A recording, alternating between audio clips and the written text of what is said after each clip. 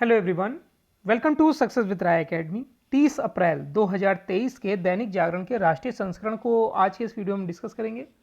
तो चलिए वीडियो को स्टार्ट करते हैं। यहाँ पर सबसे पहली हेडिंग बनाई गई है कर्नाटक में जो विधानसभा चुनाव होने वाले हैं और उसका जो चुनाव प्रचार चल रहा है उसमें अब प्रधानमंत्री नरेंद्र मोदी की भी एंट्री हो गई है और उन्होंने यहाँ पर सबसे पहले उस बात को टारगेट किया जो कांग्रेस के लिए हमेशा से आत्मघातक रहा है। यानी कि जब भी चुनाव होते हैं उसमें कांग्रेस क्या करती है, वो नरेंद्र मोदी को टारगेट करती है और उनके बारे में अपशब्द कहती है या फिर उनके लिए कुछ निगेटिव बोला जाता है। इसी बात को यहाँ पर नरेंद्र मोदी ने कोट किया अपने भाषण में और उन्होंने कहा कि 91 बार कांग्रेस के लोगों ने मुझे गाली दी है और मेरी जाति को सूचक बनाया है और यहाँ पर मेरे द्वारा किए गए कार्यों को निगेटिव तौर पर पेश किया जाता है। तो यहाँ पर उन्होंने बताया कि अब जब ये चुनाव हैं और तब मुझे यानी कि प्रधानमंत्री नरेंद्र मोदी को जहरीला सांप बोला गया है कांग्रेस अध्यक्ष मल्लिकार्जुन खड़गे द्वारा। तो पहले ही चुनाव में प्रधानमंत्री नरेंद्र मोदी को गाली देकर आत्मघाती गोल कर चुकी कांग्रेस को उसके अध्यक्ष मल्लिकार्जुन खड़गे की ताजा टिप्पणी के सहारे भाजपा उसी पिच पर अब रन बनाने की कोशिश कर रही है। कर्नाटक के हुमनाबाद विदर्भ बेलगावी जिले में आयोजित जो रैली थी उसमें प्रधानमंत्री ने कहा कि कांग्रेस के भ्रष्टाचार के सभी स्रोत मैंने बंद कर दिए हैं, इसलिए वे मुझे गाली दे रहे हैं। कांग्रेस और उसके नेता अब तक मुझे 91 बार गाली दे चुके हैं। किसी ने उनकी सूची बनाकर मुझे भेजी है। कांग्रेस हर उस व्यक्ति से घृणा करती है जो आम आदमी की बात करे। यानी यहाँ पर वो कांग्रेस को टारगेट कर रहे थे और हालांकि इसमें जहरीला सांप बोला गया था मल्लिकार्जुन खड़गे द्वारा और बाद में उन्होंने माफ़ी मांगी थी। लेकिन अब जब आप एक पब्लिक प्लेटफॉर्म पर आप इतनी बड़ी रैली को जब संबोधित करें और आप देश के प्रधानमंत्री को अगर अपशब्द बोलें और उसके लिए बाद में माफ़ी मांगें तो ये एक निंदनीय कार्य है। चलिए नेक्स्ट न्यूज़ पर आते हैं। नेक्स्ट न्यूज़ है जेईई मेन में 43 विद्यार्थियों को 100% मिले हैं नंबर परसेंटाइल। राष्ट्रीय परीक्षा एजेंसी यानी कि नेशनल टेस्टिंग एजेंसी ने जेईई मेन 2023 का सत्र 2 के पेपर 1 का परिणाम शनिवार को अपनी वेबसाइट पर जारी कर दिया है। इस बार देश से लगभग 43 विद्यार्थियों ने 100% हासिल किया है। 30 अप्रैल से जेईई एडवांस के लिए पंजीकरण शुरू हो जाएगा जो 7 मई तक चलेगा। पंजीकरण रविवार सुबह 10 बजे शुरू हो जाएगा और जेईई एडवांस की परीक्षा 4 जून को आयोजित की जाएगी। तेलंगाना के छात्र सिंगाराजू वेंकट कौंडियल, दिल्ली के आस्तिक नारायण और 41 अन्य छात्रों ने 100% हासिल किया है। कर्नाटक की रिद्धि कमलेश कुमार महेश्वरी ने 100% हासिल कर लड़कियों में देश भर में बाजी मारी है। वह 100% हासिल करने वाली एकमात्र छात्रा हैं। इस बार तेलंगाना के सबसे अधिक छात्रों ने 100% हासिल किया है। तेलंगाना के कुल 11 छात्रों के 100% रहे हैं। इसके बाद आंध्र प्रदेश के 5, राजस्थान के 5, उत्तर प्रदेश के 4, मध्य प्रदेश का 1 छात्र समेत अन्य राज्य के छात्र इसमें शामिल हैं। अब यहाँ पर देखिए कट ऑफ दिया गया है। 2022 में सामान्य श्रेणी का था 88 और वर्ष 2023 में था 90, इस वर्ष रहा 90.77% और वहीं पर एससी का 43 और वर्ष 2023 में 51। बहुत बड़ा डिफरेंस है, बहुत बड़ा डिफरेंस है। चलिए नेक्स्ट न्यूज़ पर आते हैं कि गैंगस्टर एक्ट में जो मुख्तार अंसारी हैं, बाहुबली नेता माने जाते थे, उनको 10 साल की और उनके भाई जो हैं अफजल, उनको 4 साल की सज़ा दी गई है। ये वो माफिया हैं जिनका एक समय डंका बजता था उत्तर प्रदेश में, लेकिन अब इनकी स्थिति बिल्कुल ही दयनीय रूप ले चुकी है। वहाँ पर जो गवर्नमेंट है इस समय वो किसी भी तरीके से किसी प्रकार का टॉलरेंस नहीं सहेगी। जैसा कि अभी आपने देखा होगा अतीक अहमद वाले कांड में किस तरीके से कार्रवाई की गई थी। तो अब नेक्स्ट न्यूज़ पर आते हैं कि सीएम आवास के नवीकरण मामले में एलजी ने मांगी रिपोर्ट। दिल्ली के उपराज्यपाल वीके सक्सेना ने मुख्यमंत्री अरविंद केजरीवाल के आवास के नवीनीकरण यानी मरम्मत और साज सज्जा में हुई कथित घोर अनियमितताओं से जुड़ी मीडिया रिपोर्टों का संज्ञान लेकर मुख्य सचिव से 15 दिनों में तथ्यात्मक रिपोर्ट मांगी है।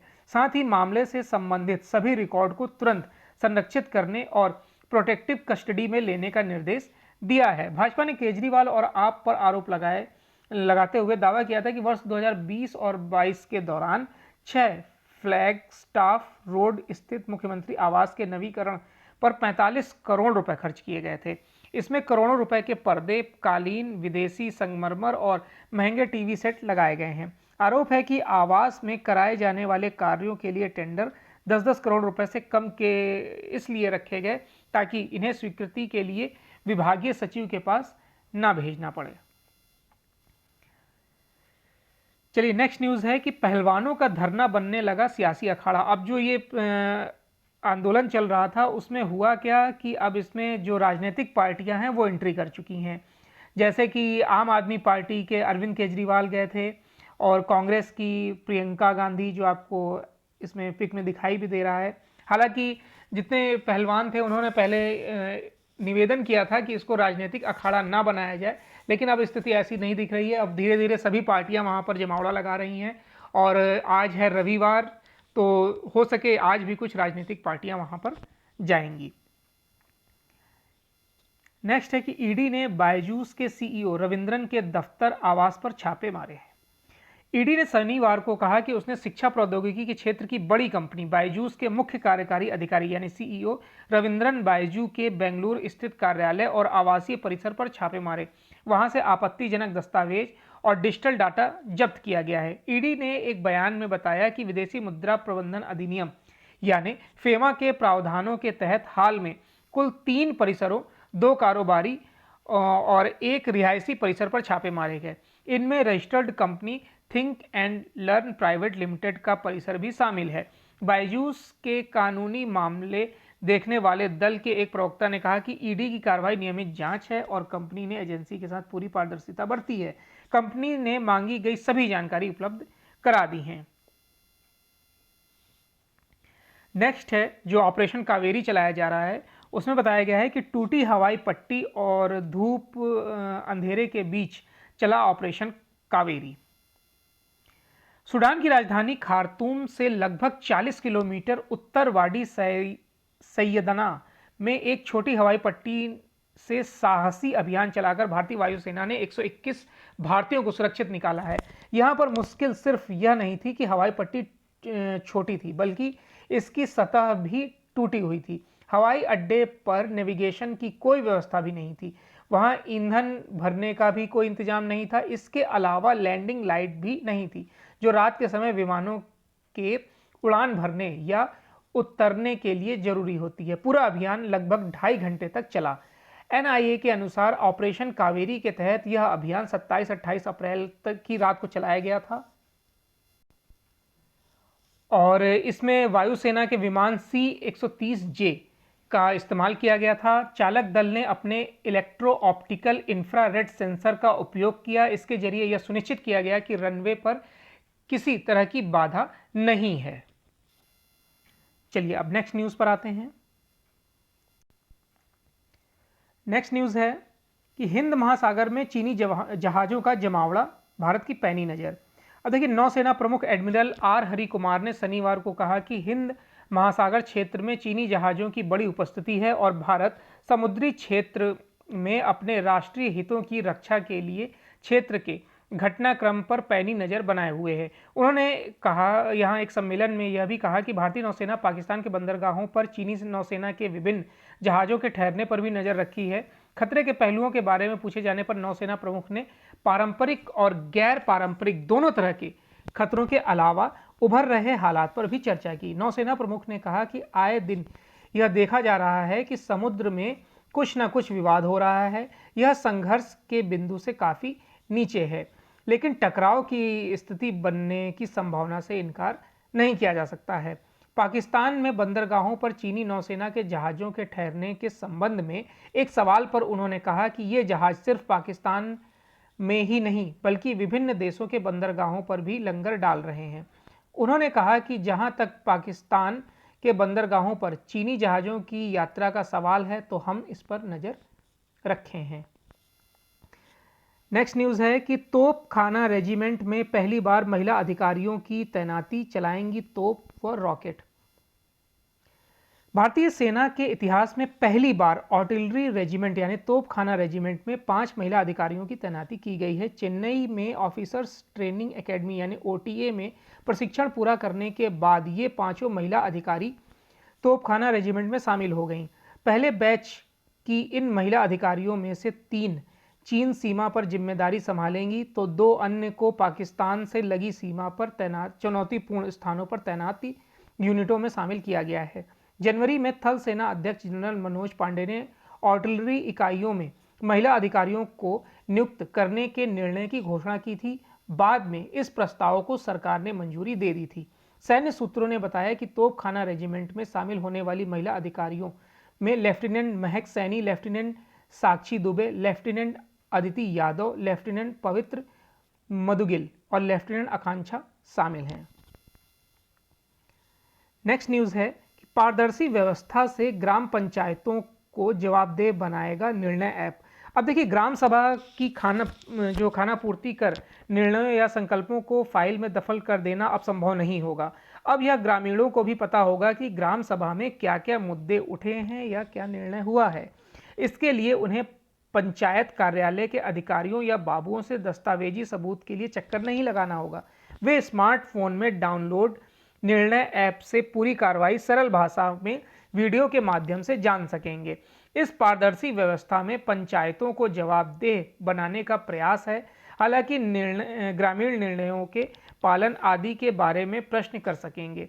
मोदी सरकार गांवों के समग्र विकास के लिए पंचायतों को पारदर्शी बनाने के लिए प्रयासरत हैं और इस प्रयास को अधिक सार्थक बनाने के लिए पंचायती राज मंत्रालय ने डिजिटल तकनीक को माध्यम बनाया है। हाल ही में ग्रामीण विकास एवं पंचायती राज्य मंत्री गिरिराज सिंह ने national initiative for rural India to navigation innovative and resolve panchayat division ने यानी कि निर्णय ऐप का उद्घाटन किया। सरकार चाहती है कि गांवों के समग्र विकास के लक्ष्य को प्राप्त करने में ग्रामीण भी भागीदार बनकर निगरानी कर सकें।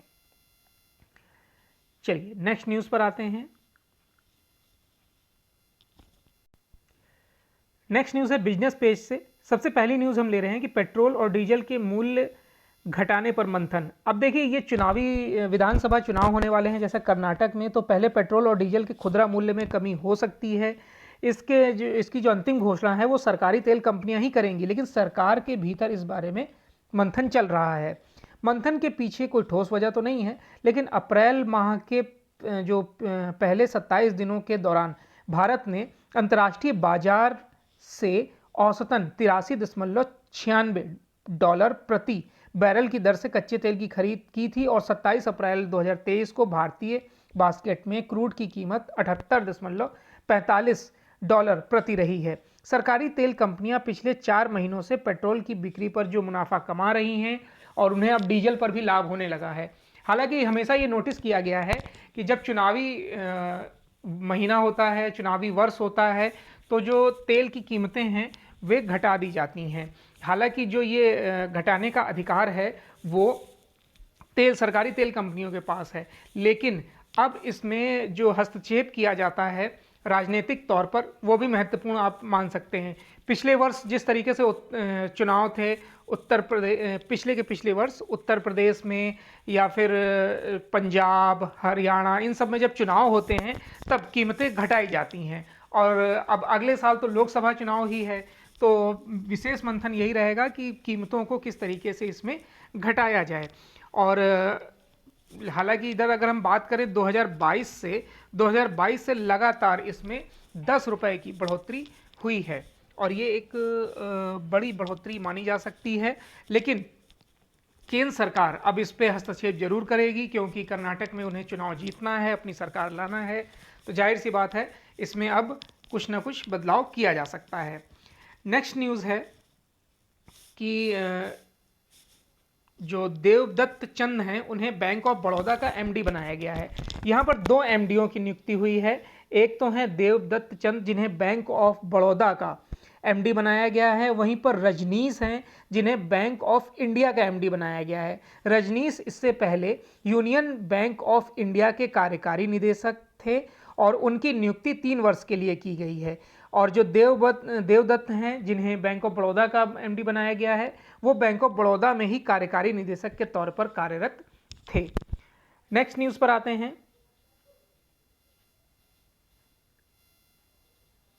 एलएनजी से लंबी दूरी के ट्रक चलाने को लेकर बनेगी नीति। अब ये सबसे पहले आप जानिए एलएनजी क्या होता है। देखिए एलएनजी यानी लिक्विफाइड नेचुरल गैस। ये एक नेचुरल गैस होती है जो बिना दबाव के भंडारण और परिवहन के लिए तरल रूप में ठंडी हो जाती है। तो इससे जो क्या होता है कि एक तो प्रदूषण कम होता है और एवरेज भी बढ़ जाता है। अब देश की इकोनॉमी को गैस की हिस्सेदारी है इकोनॉमी में, उसको बढ़ाने के लिए केंद्र सरकार सीधे एलएनजी से चलने वाले ट्रकों को मंजूरी देने की योजना बना रही है। इसके लिए पेट्रोलियम व प्राकृतिक गैस मंत्रालय अन्य मंत्रालयों के साथ मिलकर एक विस्तृत नीति का प्रारूप तैयार कर रहा है। इसके लिए शुरुआत में लंबी दूरी के उन मार्गों का चयन किया जाएगा जहां इन ट्रकों को चलाया जा सके। क्योंकि इसके लिए एलएनजी फिलिंग की जरूरत होती है, तो इन मार्गों पर ही फिलिंग स्टेशन स्थापित करने की इजाज़त निजी कंपनियों को दी जाएगी। मंत्रालय से जुड़े सूत्रों ने बताया कि एक कैबिनेट तैयार किया जा रहा है। 3-4 वर्ष पहले सीएनजी से चलाने की भी बात चली थी, लेकिन उसको धरातल पर नहीं उतारा जा सका था। लेकिन अब जिस तरीके से एलएनजी को चलाने की बात की जा रही है एलएनजी से, तो शायद ये धरातल पर उतर सके। हालांकि जिस तरीके से भारत सरकार का ये लक्ष्य है कि 2070 तक नेट जीरो कार्बन उत्सर्जन का, उसको हासिल करने के लिए ऐसी परियोजनाओं को लागू करना बेहद आवश्यक है। नेक्स्ट है 2 लाख गांवों तक पहुंचेगा एचडीएफसी बैंक। सबसे पहले एचडीएफसी बैंक का फुल फॉर्म जानिए, हाउसिंग डेवलपमेंट फाइनेंस कॉरपोरेशन, ये इसका फुल फॉर्म होता है। अब निजी बैंक, ये पहला ऐसा निजी बैंक होगा जो इतने बड़े स्तर पर आप कह सकते हैं कि क्रांति लाने जा रहा है कि अगर 2 लाख गांवों तक उसने अपनी सेवाओं को पहुंचा दिया तो ये बैंकिंग सेक्टर का बहुत बड़ी क्रांति मानी जाएगी। अब ऐसा निर्णय क्यों लिया जा रहा है? देखिए अगर हम सरकारी बैंकों की बात करें तो इनको दशकों लग गए गांवों तक पहुंचने में। अभी भी कई ऐसे गांव हैं जहां पर आपको सरकारी बैंक नहीं मिलेंगे, पोस्ट ऑफिस नहीं मिलेंगे। जो बेसिक ज़रूरतें होती हैं वो अभी तक हमारे गाँव में नहीं पहुँच पाई है। अब प्राइवेट सेक्टर का जो ये बैंक है एचडीएफसी बैंक, ये इतना बड़ा निर्णय क्यों ले रहा है? जब इनके एमडी से या फिर इनके जो अधिकारियों से पूछा गया तो उन्होंने बताया कि देखिए आज की ज़रूरत जो है वो ग्रामीण क्षेत्र को आगे बढ़ाने की है। अब ग्रामीण क्षेत्र भी धीरे धीरे आगे बढ़ रहा है और इंटरनेट सेवाएं या फिर दूरसंचार सेवाएं जो हैं वो अब ग्रामीण क्षेत्रों में भी पहुंच चुकी हैं। वहां पर बैंकिंग सुविधाएं दी जा सकती हैं, यानी कि जो ट्रांजैक्शन है ये सब इत्यादि, बिजली वगैरह जो पहुंच गई है उसकी वजह से वहां पर बैंक या ब्रांच स्थापित की जा सकती है। अब यहाँ पर शुरुआत कैसे होगी ये बताया गया है कि शुरुआत के लिए वहाँ पर जो बैंकिंग एजेंट होते हैं उनके माध्यम से कारोबार किया जाएगा। जो लाइसेंसधारी हैं या कि अगर वो दूसरे बैंकों के भी एजेंट हैं तो वो भी हमारे साथ संपर्क करके इस अभियान में जुड़ सकते हैं, उनको उनका कमीशन दिया जाएगा। इसमें सबसे पहले ये बात कही जा रही है कि जो किसान हैं उनका नॉर्मल अकाउंट यानी कि सेविंग अकाउंट ओपन किया जाएगा। अगर उन्हें कृषि संबंधी कोई लोन चाहिए होगा वो उन्हें आसानी से उपलब्ध कराया जाएगा। अगर उनको घर के किसी कार्य के लिए यानी होम लोन इत्यादि चाहिए होगा तो वो भी उपलब्ध कराया जाएगा और आसान यानी कि बहुत ही कम कागजी कार्रवाई में ये सब लोन उनको उपलब्ध कराया जाएगा। तो अब जो एक टारगेट किया जा रहा है ग्रामीण इलाकों को, अगर ऐसा धरातल पर उतर गई ये बात कि 2 लाख गांवों तक अगर बैंकिंग सुविधा पहुंच रही है एचडीएफसी की, तो और भी जितने बैंक हैं हमारे प्राइवेट सेक्टर के वो भी इस क्षेत्र में जरूर आगे आएंगे। हालांकि पहल सरकारी बैंकों द्वारा होनी चाहिए थी तो शायद इसमें सरकार चूक गई।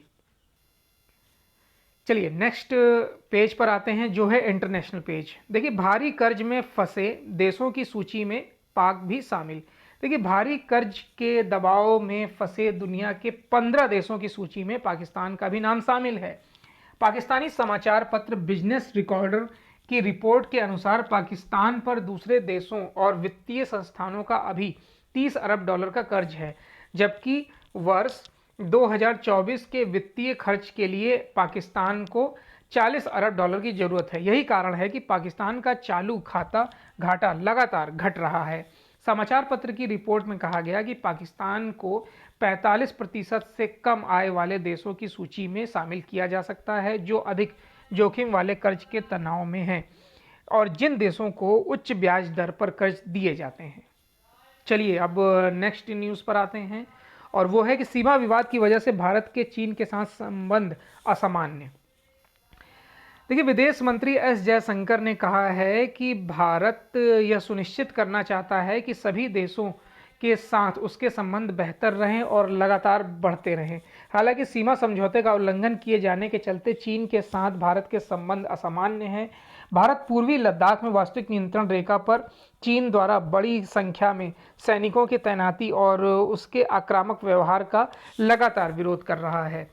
और अगर हम बात करें डोमिनिकन रिपब्लिकन की पहली आधिकारिक यात्रा पर सेंटो डोमिंगो पहुंचे जयशंकर ने एक कार्यक्रम में कहा, चाहे वह अमेरिका हो, यूरोप हो, रूस हो या जापान हो, हम यह सुनिश्चित करने की कोशिश कर रहे हैं कि ये सभी संबंध विशिष्टता की मांग किए बिना आगे बढ़ें। चलिए, तो ये आज का यानी 30 अप्रैल 2023 का दैनिक जागरण का राष्ट्रीय संस्करण था। आई होप आपको वीडियो अच्छा लगा होगा। अगर वीडियो अच्छा लगा हो तो लाइक और शेयर कर दीजिएगा। वीडियो देखने के लिए धन्यवाद।